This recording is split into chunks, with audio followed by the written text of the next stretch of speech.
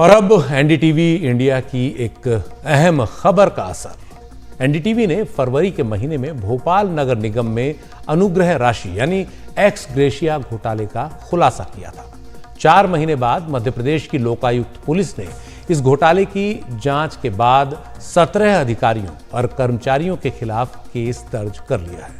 इस घोटाले में मृतक मजदूरों के अंतिम संस्कार की सहायता राशि तक की हेराफेरी की गई। उससे जुड़ी कई अनियमितताओं का पता चला, जिसमें जीवित व्यक्तियों और फर्जी खातों के नाम पर धन की निकासी भी शामिल है।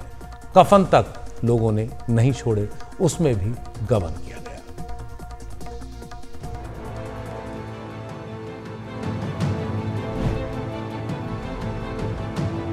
बता रहा हूँ मर गई भैया, हमको बता। हमने ये सरकारी कागज बता, ये कागज तो कहता है कि आपकी मौत हो गई, आपने 2 लाख रुपए भी ले लिए, तो आप तो साक्षात खड़े हैं। हमने तफ्तीश की उन कागजी मुर्दा लोगों की जो जिंदा हैं, लेकिन सरकारी कागजों ने उन्हें मार दिया। फिर उन्हीं को नॉमिनी बनाया और श्रमिक बोर्ड से मिलने वाली 2 लाख रुपए की राशि किसी और ने निकाल ली। हमने भोपाल के चांदबड़ में उर्मिला बाई, 80 फीट रोड में मोहम्मद कमर को ढूंढ निकाला।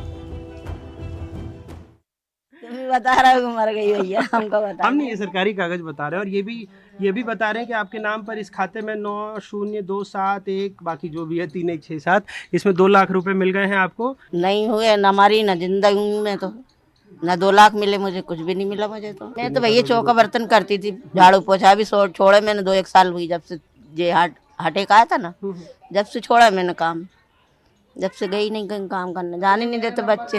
हैरत नहीं होगी तो अपने पैसों की कि हम मरने के बाद में हमारे बच्चों को तो मिलते कम से कम। पर आप तो जिंदा हैं, जिंदगी अभी हिड़ रहा उनने पैसे क्या कर अभी मार डाला भैया। तो ये उनका समग्र पोर्टल पर नाम और ये जो नगर निगम की सूची है जिसके मुताबिक इनको 2 लाख रुपए मिल गए हैं 5/6/2023 को। अच्छा, मजे की बात ये है कि अपने नाम में नॉमिनी भी यही है, मतलब मृतक भी यही और मृतक की नॉमिनी भी यही। ये मोहम्मद कमर जी हैं, 48 साल के, 1974 इनकी पैदाइश है। और ये वो सूची है 118 लोगों की जो बता रही है यहाँ पर मोहम्मद कमर जी 2 लाख रुपए इनके नाम से निकले हैं। तो ये कागज तो कहता है कि आपकी मौत हो गई, आपने 2 लाख रुपए भी ले लिए, तो आप तो साक्षात खड़े हैं। नहीं, ये देख के मैं तो करेगी, इसलिए मैं एप्लीकेशन लगा रहा हूँ कि मेरा कार्रवाई करी है मेरे लिए ये, और इसकी जानकारी हासिल करी है, किसने क्या करा है, कागजों में गड़बड़ी, इसकी पूरी जांच करी जाए। इस घोटाले पर पर्दा डालने की कोशिशें नाकाम हुई। एनडीटीवी की वजह से 4 महीने बाद सिस्टम में जान लौटी। 17 कर्मचारी और अफसरान घिर गए हैं। एनडीटीवी की वजह से जिंदा को मुर्दा करने वाले परेशान हैं। बड़ी मेहनत की थी शुरुआत में और फिर आप तक जाकर ये जांच पहुंची है।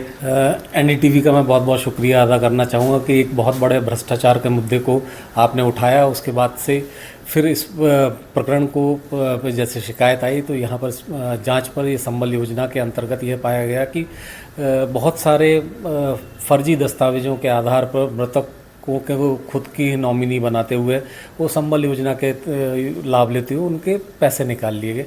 इस पर से लोकायुक्त पुलिस ने जांच करने के बाद प्रकरण पंजीबद्ध कर लिया है। 17 जैडो और वार्ड अधिकारियों के अगेंस्ट में मुकदमे दर्ज हुए हैं और विवेचना की जा रही है। जो 118 फाइलें हमें मिली उससे कुछ बातें समझ आई। ज्यादातर मामलों में ई पेमेंट ऑर्डर यानी ईपीओ रात 11 बजे के बाद निकला। ईपीओ के लिए धुंधले मृत्यु प्रमाण पत्र अपलोड हुए। किसी आईडी में आधार नंबर अपडेट नहीं था। कई मामलों में मौत से ठीक पहले समग्र आईडी बनी। फर्जी वाड़े के लिए उन श्रमिकों को चुना गया जिनकी मजदूरी डायरी सक्रिय नहीं थी। कर्मकार कल्याण मंडल अब तक 61,238 हितग्राहियों को मृत्यु की दशा में अंत्येष्टि और अनुग्रह सहायता के नाम पर 775 करोड़ रुपए का भुगतान कर चुका है।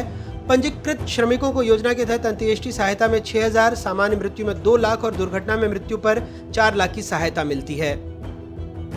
श्रमिकों के नाम पर बनी संबल योजना में अनुग्रह राशि में फर्जीवाड़ा करने वालों के हौसले इतने बुलंद थे कि उन्होंने एक सेवानिवृत्त आईएएस के मृतक बेटे के नाम पर अनुग्रह राशि का फर्जीवाड़ा कर दिया। बीएमसी में कार्यरत एक कर्मचारी ने तो खुद जिंदा रहते कागजों में मुर्दा खुद को साबित किया और अनुग्रह राशि ले ली। वल्लभ भवन में काम करने वाले कर्मचारी, डॉक्टर और शिक्षकों के नाम पर फर्जीवाड़ा हुआ। भोपाल से अपने कैमरा सहयोगी रिजवान खान और अभिषेक के साथ अनुराग वारी, एनडीटीवी।